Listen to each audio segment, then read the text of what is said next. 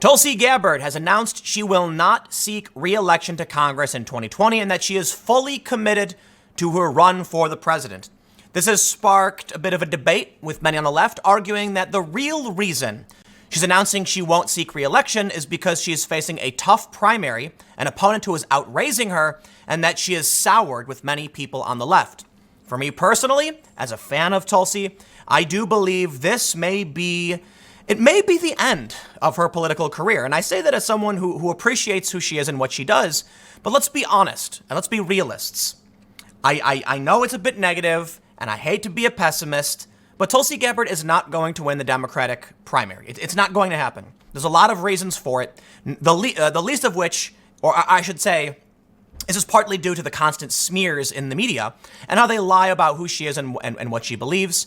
That alone is probably causing her harm in her home district.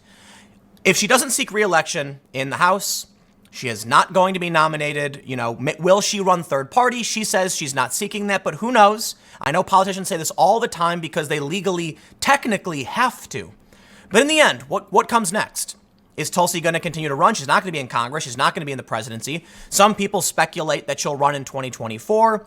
We'll see, but I really doubt it. I don't want to necessarily say it's the end of her career, her political career, but I will stress, I think what we're seeing here is something that most of us probably understand. Tulsi Gabbard's move from a progressive Bernie supporter into a disaffected liberal. I used to be in a very similar position. I was, even only a few years ago, I was much further left on a lot of policy issues. I'm still decently left, especially if you look at my political compass test, but I'm a political realist. I know that while I do like the idea of universal health care, I believe it's an ideal to strive for, it's not a political reality. And that means we have to focus on what we can accomplish compromising with conservatives and Trump supporters, in which case a public option seems like it might be a compromise in that all you're really doing is creating a sort of competition for the private market. I know, however, that the conservative talking point is typically to remove the regulations, let the market decide. I don't necessarily agree, but I think we all agree it's extremely complicated, and I don't want to act like I'm smarter than anybody else. So I just say, you know what, let's compromise, right? Tulsi has been smeared. She has been berated. They have lied about her. They have dragged her through the mud. And I think what ended up happening then is with this hostile press, well, she turns to any of who the rest of us turned to. Who's going to invite Tulsi onto television? Well, it's going to be Tucker Carlson and Sean Hannity. And so this is the way I often explain it. Think of two rooms. There's two bars. People are drinking. You go into one bar and you express principled opposition to what they're saying, and they all start chanting, go home, and yelling at you. And singing, na, na, na, na, hey, hey, hey, goodbye. That's what they do. They've done this to conservatives. And so they start yelling. So finally, okay, I will leave the bar. I won't drink then. It doesn't change your opinions. You walk outside, and there's a guy in a MAGA hat smoking a cigarette, and he was like, I just heard what happened, man. You want to come in for a beer? And they're like, I do want to come in for a beer because I'm upset about this, and I want to talk to someone about it. And guess what? Sean Hannity will invite you on the air. And now they're using that to smear Tulsi. So I haven't actually been doing this for a while, but I should start, letting you guys know. Go to timcast.com if you want to support my work. There's a couple different ways you can do it, but most importantly, just share this video if you think what I'm saying is important. I'll keep these promos short as I can. But check this out. This person on Twitter, I don't want to sit here and act like this person is particularly noteworthy. I'm not saying it to be disrespectful. I hate when journalists pull up random tweets. But this one is a point I want to address. Allah Pundit said, if you're a progressive looking to gain traction in a Democratic primary, the obvious place to go is Hannity. And this is a link to a tweet that says Tulsi Gabbard appears on Hannity and criticizes the impeachment inquiry process by saying she doesn't know what's going on behind closed doors and that she wants transparency. Stephen Miller, who I believe is a conservative, said, she's the Ron Paul of the Democrats, and she's going to come out of this with the same weird online subculture backing that led to Trump. There's going to be a different kind of Tulsi personality? Who wins? I have no idea. However, I did find this quote hilarious. She's cuter than Ron. That's right. You heard it here first. Tulsi Gabbard is cuter than Ron Paul. I guess coming from a heterosexual male, sure, right? I think it's funny though. I don't know if that matters. Because I kind of feel like with Tulsi Gabbard not seeking a re-election, not going to win the presidency. Where does she go from here? I don't know. It doesn't mean it's over. Maybe she runs for the Senate. Maybe something else changes. I honestly have no idea. But here's what I think. Tulsi Gabbard echoes Republican frustrations with impeachment inquiry. I don't know what's going on in those closed doors. You know who's a really great journalist? Michael Tracy. You should follow him on Twitter if you don't. And he tweeted out, I mean, I say journalist, but I'm going to cite his points and his opinions here as why I like it. It's confirmation bias, I must admit. Okay, Michael Tracy, Glenn Greenwald, Aaron Matei are leftist journalists, and they've been spot on talking about Russia, and a lot of these talking points were correct. And they get smeared as being conservative because it turns out, you know, people like Tulsi, people like me, we believe in certain norms, transparency in journalism, right? I bring up Michael Tracy because he made an excellent point.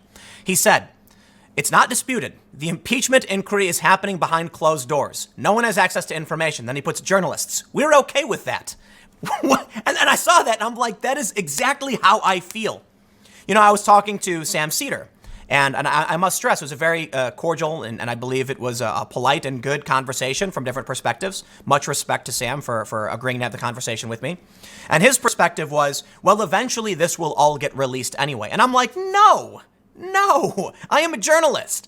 And I have always been very pro-transparency. I wouldn't, you know, people in the past have called me like a transparency extremist or something.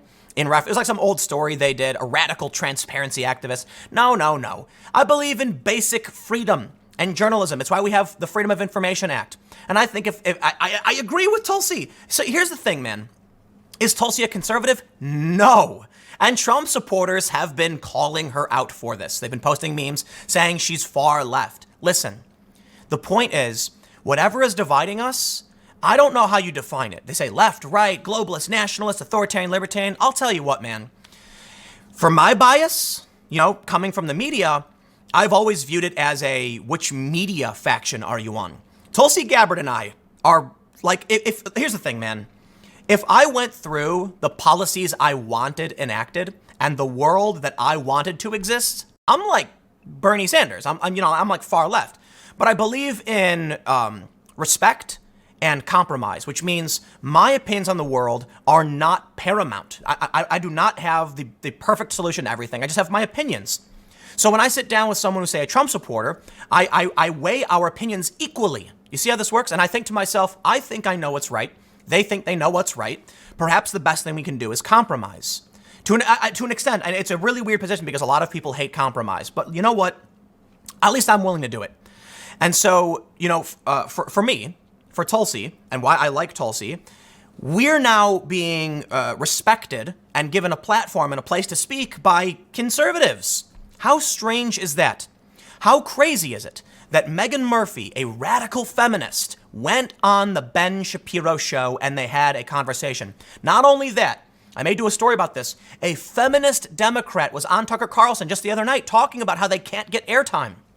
So I'll tell you what, the fact that Tulsi Gabbard is upset about transparency is not a right-wing position.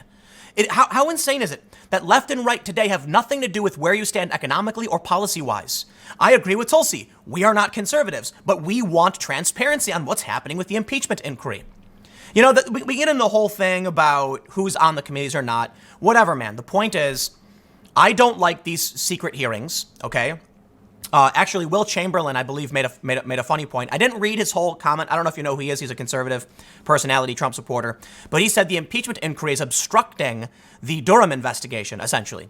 So anyway, I shouldn't bring that up. We should stay on point. I should wrap things back up. Tulsi Gabbard is not going to be in Congress. She's not going to be the president. So I don't know where that leaves us. I really don't. But I will say one important thing to address the point here from this pundit.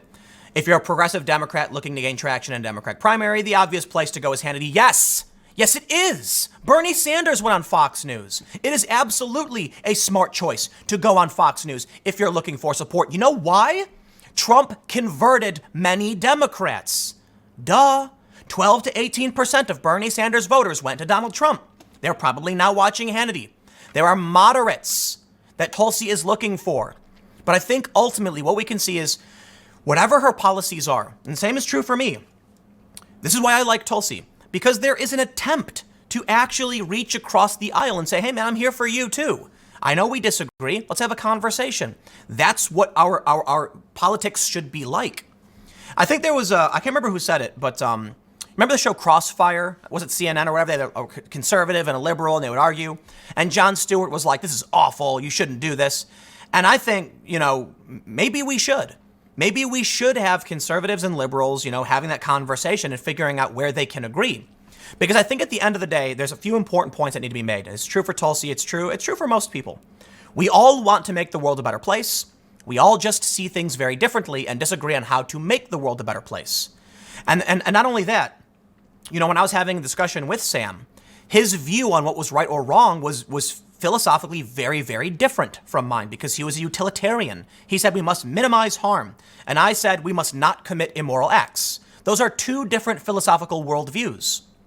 So I don't want to get into all this philosophy, but I'll do a little bit. Basically, I was fascinated by this YouTube video I watched on Avengers Endgame that talked about the philosophical conflict of Thanos being a utilitarian, saying there will be less suffering if we kill half the population instantly without pain. And that's utilitarian, minimize suffering. Spock was also, I believe, the needs of the many outweigh the needs of the few. But Captain America was a deontologist, meaning that he felt we cannot commit an immoral act. We don't trade lives, right? So it's not one for one. Like you're not literally one or the other. There's nuance, right? For me, though, my view of everything was you put one Trump supporter in front of me, okay? And you tell me I have to commit an immoral act against that person and it will benefit the people behind him. I will say I won't do it. And it's a complicated issue, right? When talking to many people on the left, many Democrats, they say, well, it's better to protect the 100 people versus the 10 people. And my response is, I would like to protect all of them. But the challenge is, are you going to directly cause harm to 10 people? And so it's a tough call. It's a tough call. But because of that view, I feel like it's very important to have a real conversation and explore the news sources held by people who are politically different to me. And this creates the divide that I think Tulsi will probably find herself on right now. And it's that, actually, I'm going to go right back to this, okay? I showed this in my last segment. Check this out. Watch Fox News. You likely think the U.S. economy is great. MSNBC viewers, not so much. The fact is, the economy is great. It's a record economy. We know that's true. Now think about this. If you're somebody who lives in the MSNBC bubble, you think Tulsi Gabbard is pro-dictator, which is a smear. You believe fake news. And if you watch Fox News, you've heard it straight from Tulsi's mouth. Her defense, her positions, why she does what she does. MSNBC, not so much. If you watch MSNBC, you believe a false reality. And that's funny for me to say because I grew up with Fox News being wrong. And it is complicated because I always want to give props to Brett Baer because I think he does a fantastic job just being a newsman. But how is it today that the left, calls Fox News conspiracy? You see this is mind-blowing. Jeff Zucker of CNN the other day in an interview with Brian Stelter said Fox News is fake news. I took offense to that. You know why? Because Trey Yingst, for example, is a legit journalist I've known, I've met on and off before, and he's been on the ground in the Middle East reporting for Fox News. He actually, hit back at CNN saying, dude, look at the work we do. But no, Zucker said it's all fake news conspiracy. Brian Stelter even defended Fox News, saying, no, the opinion people are different. The news is legit. Brian is correct. The opinion is your opinion. Tucker, it's your opinion. Hannity, Laura, they have their opinions. It's fine. Okay? I disagree with many of their opinions. I think some of them are factually incorrect. But when it comes to news and fact, they're not just making things up. They just have different perspectives. And depending on who you trust, you'll get things wrong. But look at this screen. If you watch Fox News, you will correctly note the economy is doing well. If you watch MSNBC, you probably think the Russians are out to get you. And that's the problem. Tulsi Gabbard appearing on Fox News is the right approach. Bernie Sanders appearing on Fox News, the right approach. Yet whatever happened to the left, I have no idea. The establishment is desperately trying to grapple onto, these establishment Democrat types where they're weird corporate people who believe fake news, watching MSNBC. And then I'm torn, right? I'm torn because I looked at some of these progressives who I think policy-wise have lost it, but they're challenging the fake news establishment. Now, there's an overlap for sure. And I think AOC has peddled her fair share in conspiracy nonsense and fake news. And I'm particularly not a fan of her, for the most part. I'll give her praise on some of the things she does. But think about it. Let me wrap this up because I could just rant on this stuff too much, okay? I don't know what's going to happen to Tulsi Gabbard. I'm a fan, but I think something is happening in this country, and part of it resulted in Donald Trump, and that's people, regular people, progressive individuals, Bernie Sanders supporters even, who went to Trump. We're now being smeared and attacked for just trying to talk to people we disagree with. That's what's so insane. It's like, hey man, I disagree on policy, but I agree with you on this. What can we do to work together? Isn't it fair that Tulsi would do that? No, for her troubles, she's been attacked and smeared. And it all started when she refused to endorse Hillary Clinton because she was a golden child. You see what happens when you step out of line for the establishment. They come for you. But I will tell you this, establishment, you are failing. It's over for you. You know, that Hillary Clinton is getting smeared for conspiracy theory nonsense. It is it. It's done. Your era is over. The Republican establishment faltered when Trump took over. And now we've got the populist left moving forward. And you know what?